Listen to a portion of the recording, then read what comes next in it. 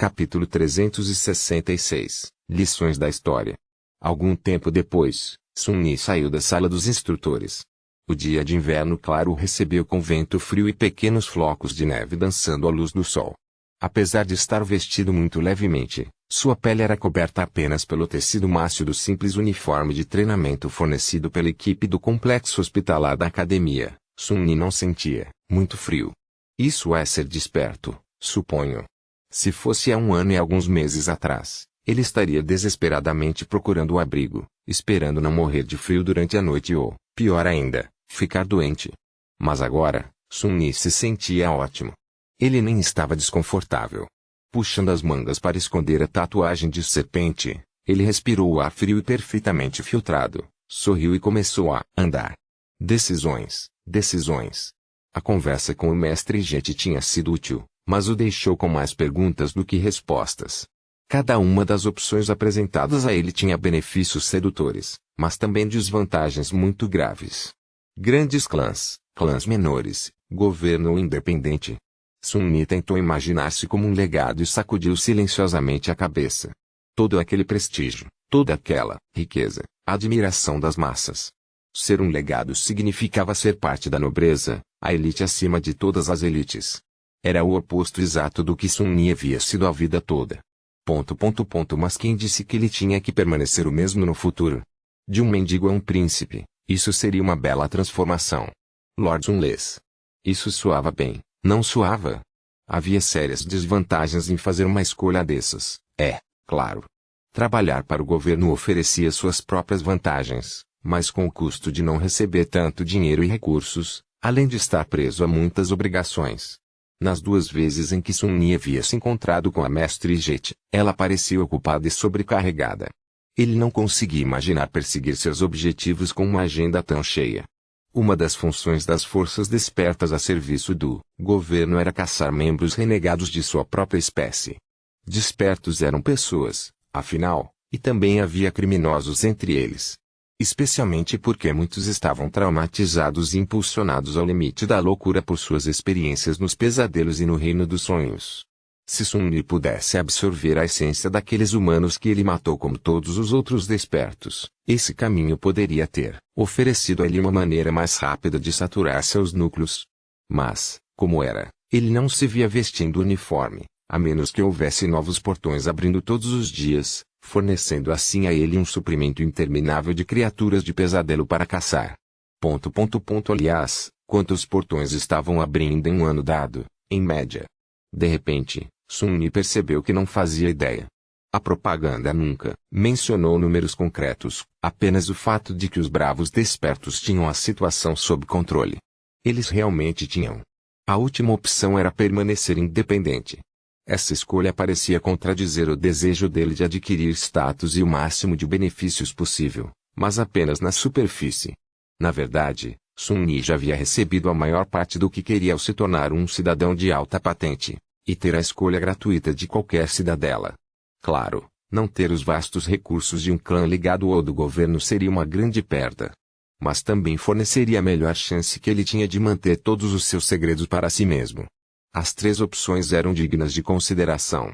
No final, tudo se resumia ao fato de que ele simplesmente não tinha informações suficientes para tomar uma decisão. Então, obter informações era sua primeira prioridade. Mas, como? Como se chamava? Uma biblioteca. A academia tem que ter uma dessas, certo? Sun-Yi, é claro, nunca havia ido a uma biblioteca, mas estava familiarizado com o conceito. Havia terminais públicos semelhantes nos arredores, também, embora usá-los custasse créditos. Ele nunca teve nenhum para gastar, então suas visitas eram poucas distantes. E ele ia lá para se divertir, não para estudar.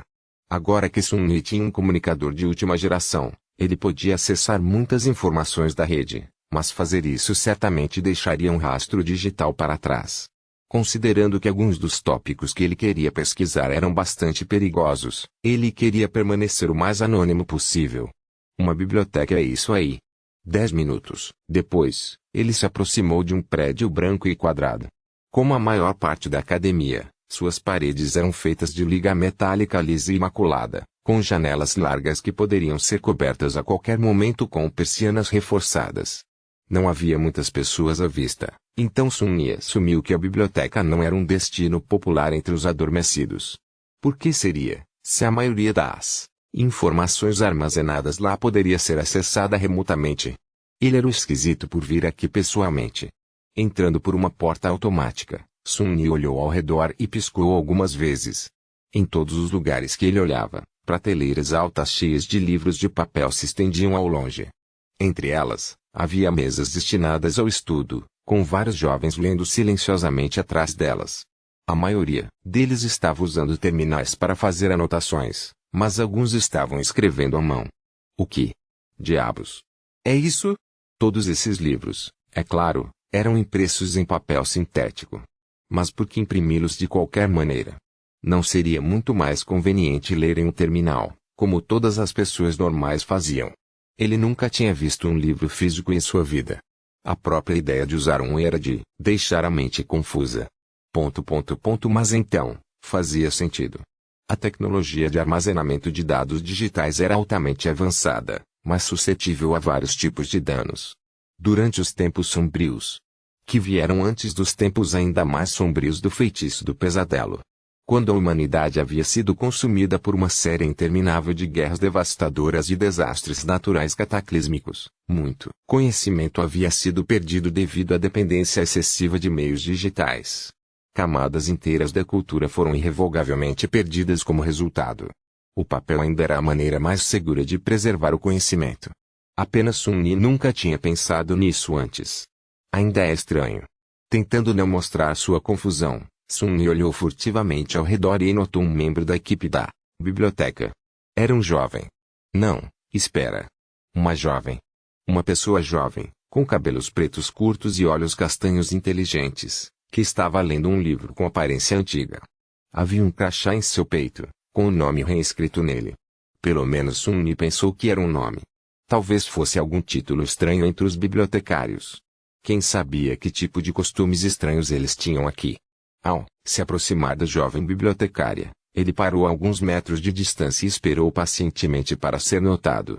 No entanto, Ren continuou lendo, completamente absorta na história do livro, olhos cheios de emoção profunda. Curioso, Sun Yi olhou para o título na capa. Queda livre. Sua familiar. Deve ser um livro realmente ótimo. Talvez eu deva lê-lo um dia.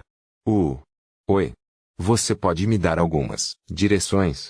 Ren hesitou por alguns segundos, então relutantemente colocou o romance de lado e olhou para ele com um sorriso neutro.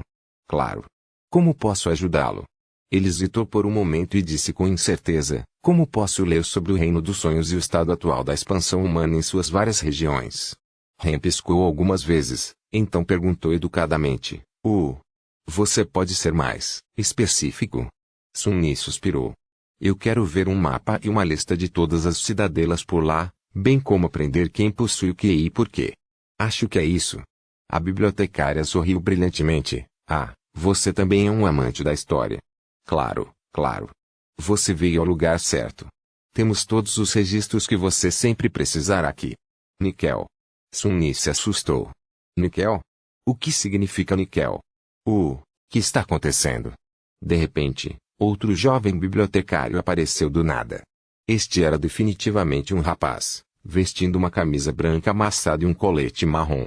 Ele era alto e bonito, com cabelos ruivos ligeiramente desalinhados, barba por fazer no queixo e um rosto amigável. Havia um crachá em seu colete, também, com a palavra níquel escrita nele. Os dois eram uma dupla estranha. Níquel, você poderia acompanhar este jovem até a seção de História do Reino dos Sonhos? O alto bibliotecário deu uma ampla sorriso para Sun Yi e disse, claro. Por favor, me siga. Eles seguiram para o fundo da biblioteca, deixando Ren para trás. Poucos momentos depois, Sun Yi ouviu o ruído de páginas de papel vindo de trás. O bibliotecário menor estava novamente absorto no livro. Sim, eu, definitivamente deveria conferir aquele romance. Um cidadão do 7º grau deve ser culto, certo? Níquel o levou pela biblioteca, fazendo algumas perguntas para estreitar a busca. Logo, eles chegaram na frente de um conjunto particular de prateleiras, cheias de livros relacionados ao reino dos sonhos e à história da lenta exploração humana dele. O jovem ajudou Sun-Yi a selecionar alguns livros. Desejou-lhe sorte e desapareceu tão silenciosa e rapidamente quanto apareceu. Sun-Yi olhou para o local onde Nickel tinha estado apenas alguns momentos atrás e, lentamente, balançou a cabeça. Um bibliotecário. Aquele cara poderia ter sido um assassino, em vez disso. Bem, talvez fosse. Pensando melhor, trabalhar em uma biblioteca poderia ser uma cobertura perfeita para operadores clandestinos. Talvez eu devesse me tornar um bibliotecário também. Certificando-se de que ninguém observava, Sun-Yi colocou seus livros em uma mesa próxima e voltou às prateleiras. Lá, ele encarou um certo livro que havia anotado alguns minutos antes. Seu título era simples, A Chama Imortal. Sun-Yi hesitou um pouco e depois tirou o livro da prateleira. Ele tinha quase certeza que os soberanos eram pelo menos parcialmente responsáveis pela queda do clã de Nep. Se sim, deveria haver algumas pistas de sua identidade na história da Chama Imortal. Isso tem que ser um bom lugar para começar a procurar algumas respostas. Certo? Capítulo 367 Névoa do Tempo. Sun-Yi trouxe o livro de volta para a mesa e sentou-se, olhando para a capa simples com expressão complicada. É claro que ele sabia algumas coisas sobre o clã Chama Imortal. Todo mundo sabia, considerando o quão proeminentes eram as realizações de seus membros, mesmo que Sun-Yi tenha perdido uma educação adequada. As figuras lendárias do pai e avô de Estrela da Mudança há muito tempo encontraram o caminho das páginas da história para a cultura popular. Seus nomes eram praticamente sinônimos do heroísmo e da natureza indomável do espírito humano, famosamente pintados com um toque de tragédia. Chama Imortal foi o primeiro desperto a se tornar um mestre, e Espada Quebrada, seu genro, foi o primeiro mestre a se tornar uma santa. É claro que eles não fizeram isso sozinhos, cada um tinha um grupo de companheiros poderosos para compartilhar o fardo de desafiar o feitiço. Então, uma afirmação mais apropriada seria que eles eram os líderes das primeiras coortes a conquistar o segundo e terceiro pesadelos. No entanto, os nomes de seus camaradas não eram tão conhecidos. Sun-Yi tinha certeza de que as crianças aprendiam sobre eles na escola, mas um rato de rua como ele só tinha uma impressão geral de quem eram. Na maioria das vezes, ele apenas lembrava que alguns deles iriam estabelecer os grandes clãs. Mas essa era coisa sobre heróis. Sun-Yi já havia dito a F que alguém tinha que morrer para se tornar um herói, e isso não era uma piada. Uma pessoa poderia possuir renome e respeito por alcançar algo incrível, mas era o ato de fazer o sacrifício final que elevava alguém ao status de herói. É por isso que o clã Chama Imortal era reverenciado muito mais do que os outros grandes clãs, não apenas porque os líderes dessas coortes vieram dele, mas também porque teve um fim trágico. Ponto. Ou teve. Se Nepis conseguiu mesmo voltar para o mundo real, a fama de seu clã queimaria novamente, talvez até mais forte do que nunca. Os sobreviventes do exército dos adormecidos já a tratavam como uma deusa. Com uma careta repentina, Sun-Yi abriu o livro de forma desajeitada e começou a ler. Acostumado a ler em uma tela, ele lutou um pouco com o texto impresso, mas depois, se acostumou rapidamente e mergulhou na história ilustre do famoso clã. A primeira parte foi dedicada ao próprio Chama Imortal, e embora fosse interessante, não havia muitas informações que Sun-Yi pudesse usar. Ele já sabia que o avô de Nep tinha sido um dos primeiros infectados pelo feitiço do pesadelo e que lutou contra as criaturas do pesadelo durante o caos inicial que se seguiu à sua aparição. Naquela época, milhões de pessoas foram subitamente lançadas no primeiro pesadelo e morreram, resultando em milhões de criaturas do pesadelo entrando no mundo real. Claro, quase todas eram apenas do nível adormecido, mas mesmo isso acabou sendo demais para os exércitos da humanidade já cambaleante lidarem. Nações inteiras foram destruídas, e por um tempo, o planeta foi submerso em um caos absoluto. Foi apenas graças a pessoas como Chama Imortal, que ainda não havia conquistado seu verdadeiro nome na época, é claro, que a situação mudou. Havia aqueles que sobreviveram ao primeiro pesadelo, então entraram no reino dos sonhos e abriram caminho para as portas. Depois de retornar ao mundo real, eles se uniram e lutaram contra a maré de criaturas do pesadelo, eventualmente estabelecendo uma nova ordem mundial. A que existia até hoje. Eles eram pessoas duras, duras mesmo. Tornar-se desperto já era difícil o suficiente hoje em dia, com todo o conhecimento acumulado sobre o feitiço sendo livremente acessível a todos. Quando ele apareceu pela primeira vez, pessoas como Chama Imortal não sabiam de nada. Eles não sabiam o que era um aspecto, quantos níveis e classes de Criaturas do pesadelo existiam, o que eles significavam, o que eram as memórias e ecos, o que era uma porta. O mais importante de tudo, eles nem sabiam se era possível salvar a humanidade. E mesmo assim, de alguma forma, eles aprenderam e lutaram de volta. Sun-Ni não podia imaginar como aquele tempo deve ter sido sombrio e infernal. Realmente, eles mereciam seu respeito. Ponto. Mas, infelizmente, eles não mereciam seu tempo. Pelo menos não agora. Ele tinha coisas muito mais urgentes em sua agenda, então Sun-Ni apenas passou rapidamente pelas páginas descrevendo a vida de Flama Imortal, sua eventual vitória sobre o segundo pesadelo e morte heroica. O lendário mestre morreu defendendo as cidades evacuadas do ataque de criaturas terríveis que entraram no mundo real através de um portão de categoria 5. Isso aconteceu cerca de um ano antes de Sun-Ni nascer, e custou à humanidade um continente inteiro. Também foi o evento que levou a mãe de Nepa a se tornar Oka, embora essa tragédia não tenha sido descrita em detalhes no livro. Tudo o que foi dito sobre isso foi que Sorriso do Céu morreu durante o desastre enquanto protegia civis. Sun-Ni suspirou, então concentrou-se em ler sobre Espada Quebrada. O pai de Nepe não era um legado por nascimento. Na verdade, ele veio de uma origem muito humilde e subiu da obscuridade absoluta ao auge da proeminência graças apenas ao seu talento e genialidade em batalha. Ele era um pobre que conquistou o coração de uma princesa e tornou-se o herdeiro do clã mais venerado da história humana.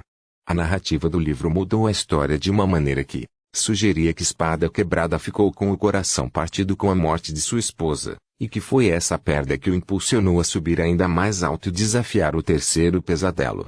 Milagrosamente, Espada Quebrada teve sucesso, tornando-se o primeiro santo.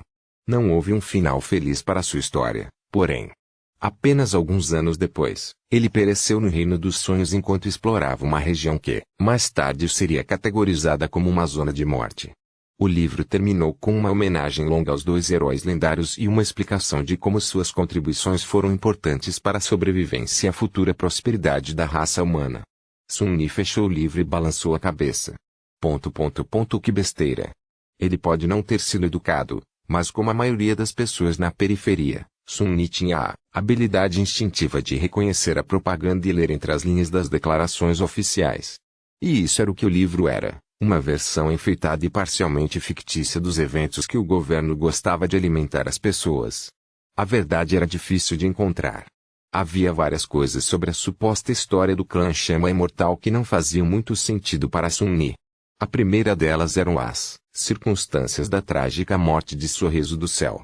No papel, tudo parecia bem, mas Sun-Ni sabia que ela não estava, de fato, morta, pelo menos não no sentido tradicional da palavra. Ela estava oca. Mas como ela poderia se tornar oca? De acordo com o livro, naquele momento, Espada Quebrada já havia se tornado um mestre. Os dois eram parceiros tanto na vida quanto na batalha, liderando sua coorte, juntos. Isso sugeriria que Sorriso do Céu também era uma mestra. Mas mestres viajavam para o Reino dos Sonhos fisicamente, ao contrário dos adormecidos e despertos, que o faziam em espírito. Não teria sobrado nenhum corpo sem alma se ela tivesse morrido lá, então. Como isso era possível? A linha do tempo não fecha. O segundo ponto questionável era a própria morte de Espada Quebrada. Santos eram seres extremamente poderosos, e matar um deles não era uma tarefa fácil. Mesmo quando enfrentados com um inimigo avassalador, uma santa deveria ser capaz de pelo menos escapar. Santas simplesmente não morriam a menos que tivessem uma razão para ficar e lutar até o último suspiro. As únicas criaturas que poderiam matá-las instantaneamente eram muito poderosas e raras para se deparar com uma, aleatoriamente, mesmo quando explorando uma região desconhecida do Reino dos Sonhos. Espada Quebrada teria sido tão imprudente e teimoso, sabendo que tinha uma filha que precisava de seus cuidados e proteção. O lendário espadachim não parecia alguém que se permitiria morrer facilmente. A menos que outras forças estivessem envolvidas. E finalmente, havia os outros membros de sua coorte. Sun-Ni sussurrou seus nomes: Espada Quebrada, Sorriso do Céu, Asterion, Kisong, Anvil do Clã Valor. Asterion, Kisong, Anvil do Clã Valor. Aster, Song, Vale. Capítulo 368, Aster, Song, Vale. Sun-Ni passou várias horas lendo livros sobre a história do clã imortal e agora, finalmente, começava a sentir sono. Não a ponto de precisar usar os estimulantes fornecidos pelo mestre, Jet, mas o suficiente para tornar mais difícil se concentrar. Esfregando o rosto, ele repetiu mentalmente os nomes dos companheiros de Brockensword, os brilhantes guerreiros que se tornaram os primeiros santos da raça humana. Asterion, Kisong, Anvil do clã Valor. Seriam eles Aster, Song e Vale. Embora não fossem exatamente iguais, os nomes dos membros da lendária coorte eram demasiadamente similares às 3 palavras que Nepis havia lhe dito para nunca falar em voz alta, entre algumas outras, para serem meramente uma coincidência. Vamos ver. O que eu realmente sei sobre tudo isso? Sun-Ni sabia que as 3 palavras tinham um significado suficiente para libertar Nep da névoa do ex-mental devorador de almas, pelo menos parcialmente. Ela havia reagido a elas de forma muito forte. Tanto que Sun-Ni havia ficado realmente com medo por sua vida. Ela também havia feito uma pergunta estranha. Ele a repetiu mentalmente, cuidando para não dizer nada em voz alta. A que domínio você pertence? Sun-Ni não fazia ideia do que era um domínio com a letra maiúscula naquela época, e não sabia agora. Mas ele tinha certeza de que havia uma letra maiúscula lá. Ele também suspeitava que as pessoas que haviam tentado matar Nepis durante a maior parte de sua vida estavam ligadas a esses domínios misteriosos. O que significava que Caster também estava. A partir disso, não foi difícil concluir que os domínios e os soberanos, que aparentemente desejavam a destruição do clã da chama imortal, estavam ligados ou, mais provavelmente, eram a mesma coisa. E tudo isso tinha algo a ver com as memórias de linhagem e os atributos que elas concediam, como o atributo, fogo, que era descrito como a linhagem do deus Sol. Ou o seu próprio, trama de sangue, que aparentemente era tanto incompleto quanto proibido. Sun-Ni massageou as têmporas e suspirou. Por muito tempo, ele não tinha ideia do que Ester, Song e Vale significavam. Mas depois de conhecer Sezan, uma filha adotiva do grande clã Song, ele começou a suspeitar que eram os nomes dos 3 clãs legados responsáveis pelas inúmeras tentativas de matar Ne. E talvez até pelas mortes de seus pais e a queda do clã da chama imortal. Não apenas por sua aversão inata aos legados, mas também pela forma peculiar como a Estrela da Mudança descreveu seu relacionamento com a donzela de mãos, confiança. Não, exatamente. Nunca, na verdade. Porque Nepis diria que nunca confiaria em Seizan. Talvez fosse porque Seizan pertencia a um dos clãs responsáveis pela ruína de sua família. Essa era uma suposição lógica. Mas agora, Sun-Ni viu que talvez estivesse errado. Talvez Ester, Song e Vale não fossem os nomes dos clãs, talvez, esses fossem os apelidos de 3 pessoas. Asterion, Kisong e Anvil do clã Valor. Eles eram companheiros de espada quebrada e, como tal, Nepis tinha que tê-los conhecido muito antes da morte de seu pai. Nem o próprio Espada Quebrada nem sua filha estariam se dirigindo a eles pelos seus nomes completos. Como ela os chamaria? Tio Ester? Tia Song? Sun-Ni olhou para baixo, uma expressão sombria aparecendo em seu rosto. Se essas fossem realmente as pessoas que posteriormente enviaram numerosos assassinos para caçar a menininha que confiavam neles, então o ódio que Nepis tinha por eles seria fácil de explicar. Também seria fácil explicar como um santa do talento e poder de Espada Quebrada morreu. Talvez ele tenha sido esfaqueado pelas pessoas em quem mais confiava. Embora não houvesse prova, tudo fazia muito sentido. Sun-Ni sentiu que estava no caminho certo, mas como Asterion, Kisong e Anvil do clã Valor estavam ligados aos misteriosos soberanos. Eles o serviam ou... Seus olhos se arregalaram. Uma terrível suspeita entrou em sua mente. Não era uma suspeita. Uma certeza. São eles. Eles são os soberanos. A revelação o atingiu como um furacão, grande demais para ser compreendida de uma vez. E a chave para isso foi uma simples frase que Nepis lhe disse uma vez, dominada por intensas emoções. Como ele perdeu isso? Quando tiveram sua briga em um beco deserto do assentamento externo, Nep disse, Você acha que Gunlaug pode me parar? Você acha que um terror caído pode me parar? Esses 3 carniceiros podem me parar? Não, Sun-Ni. Nada vai me parar. Qualquer um que se atrever vai morrer. Eu vou matar todos eles. Ela havia listado seus inimigos. Ela os listou em ordem de magnitude. Primeiro Gunlaug, depois o terror carmesim. E então, os soberanos. 3 carniceiros. Aster, Song e Vale. Assim como ele estava tentando lidar com essa ideia, outra realização assustadora apareceu na mente de Sun Ni. Ele estremeceu. Lembrando-se de outra coisa que Nepis havia dito, ele então murmurou baixinho, não, eu não serei o primeiro a conquistar o quarto pesadelo. Eu serei o primeiro a conquistar todos os pesadelos.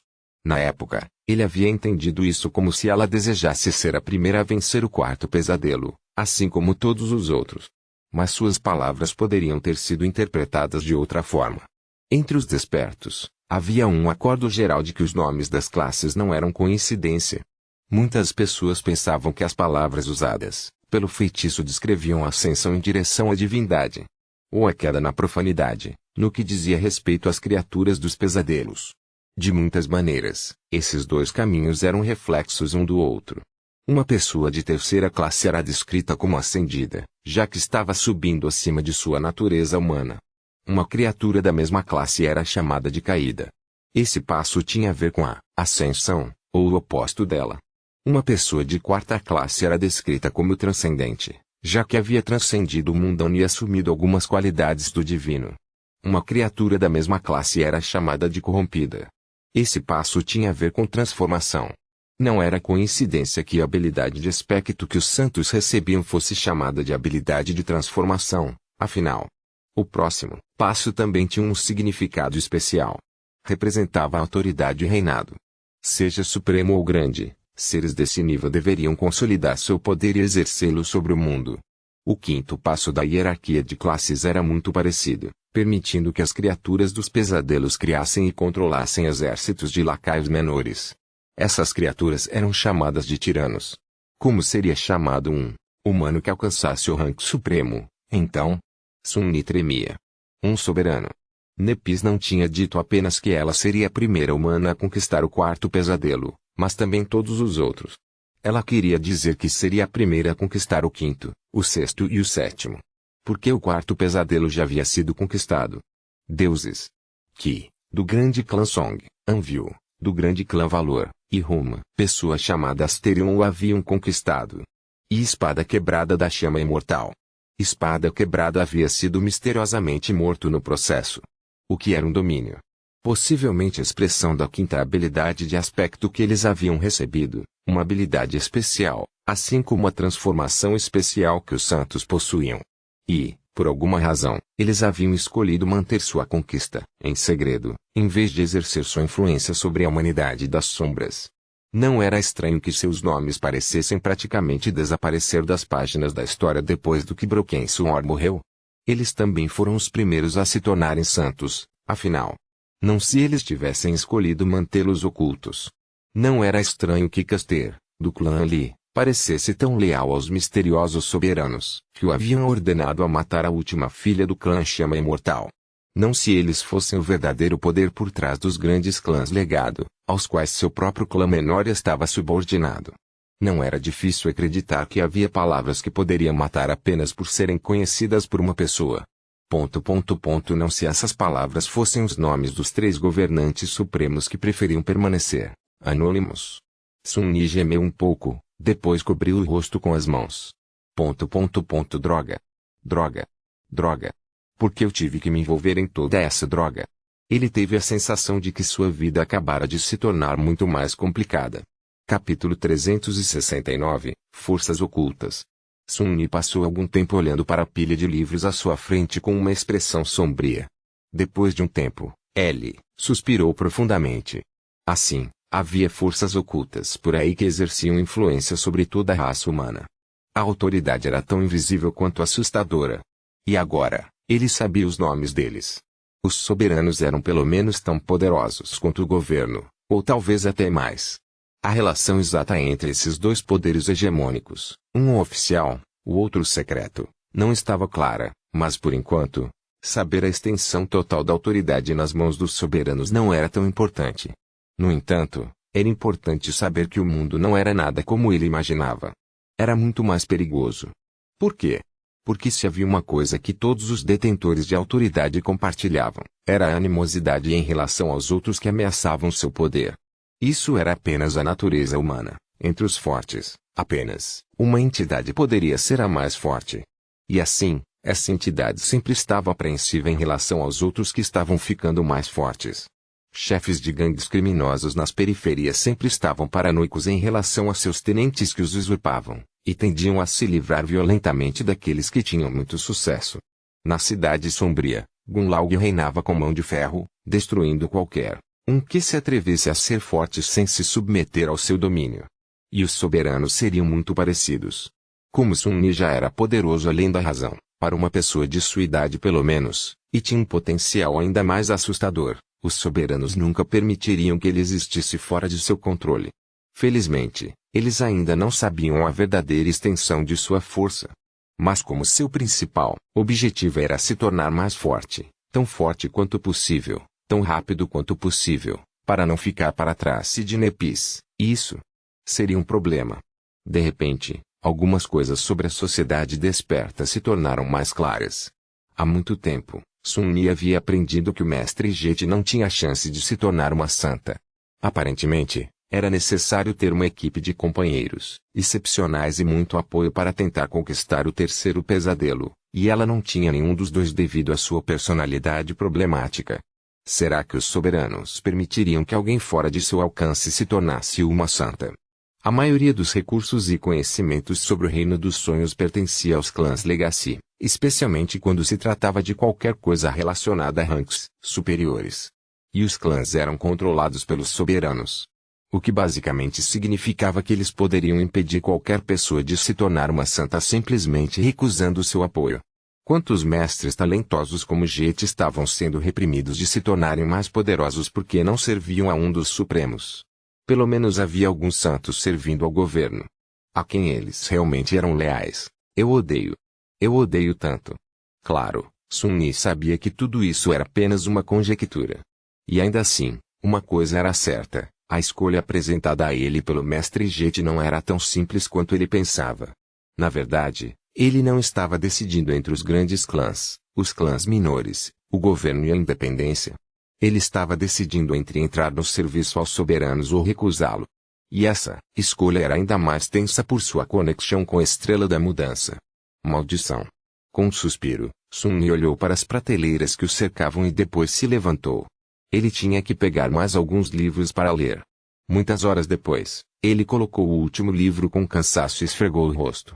Agora que ele tinha absorvido muito conhecimento sobre a geografia e a situação atual do Reino dos Sonhos, uma semente de um plano começou a se formar em sua mente. No entanto, ele ainda precisava de mais informações. Ele não seria capaz de encontrá-las aqui, no entanto. Para isso, ele teria que visitar um velho conhecido. Uma coisa que ele descobriu, no entanto, foi um pouco mais de informação sobre os soberanos. Asterion, que Song Yeon viu do clã Valor. O último era possivelmente o mais renomado herdeiro do grande clã. Ele foi mencionado muitas vezes nos textos que descreviam a expansão humana nos territórios do norte do Reino dos Sonhos, bem como na história de Bastion, uma das 3 citadelas humanas centrais no Reino dos Sonhos. Na verdade, aparentemente ele havia sido responsável por matar o titã cujos restos foram então usados para criar a cadeira em que Sun Ni estava sentado. Forte. Mais tarde, no entanto, os rastros do anvil do Valor desapareceram. Não havia menção de sua morte, mas o reinado do clã Valor estava agora nas mãos de seus primos. Pelo menos oficialmente. Kisung era apenas um pouco menos famosa. Ao contrário de Ranvil do Valor, ela vinha de um dos clãs menores da herança, e foi por sua mão que ele foi elevado ao status de um grande clã. A fortaleza do clã Song, Ravenyard, era o segundo grande assentamento humano no Reino dos Sonhos. Sua esfera de influência era separada dos outros 2 territórios por regiões especialmente terríveis. A fronteira com o clã Valor era especialmente mortal, mas também bastante fina. Do que Sun Ni foi capaz de aprender, Kisung ainda era governante de seu clã, embora raramente aparecesse em público. Ela era conhecida como uma pessoa benevolente e caridosa, mas isso era praticamente toda a informação que ele conseguia encontrar.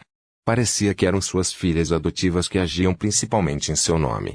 Seizan era uma delas, embora estivesse presa na Costa Esquecida por muito tempo para ser mencionada em qualquer lugar. E por último, havia um homem chamado Asterion. Ele era o mais misterioso dos 3.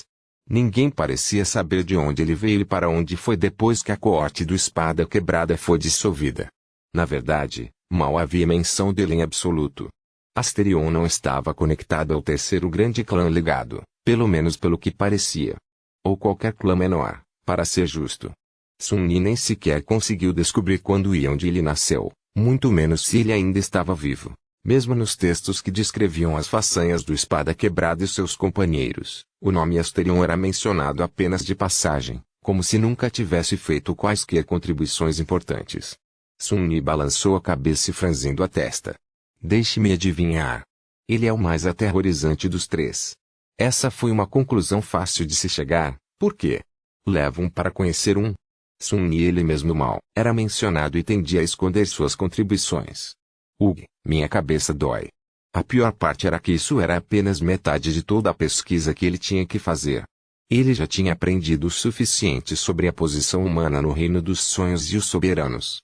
Agora, ele tinha que aprender o máximo que pudesse sobre os deuses, os demônios e o desconhecido.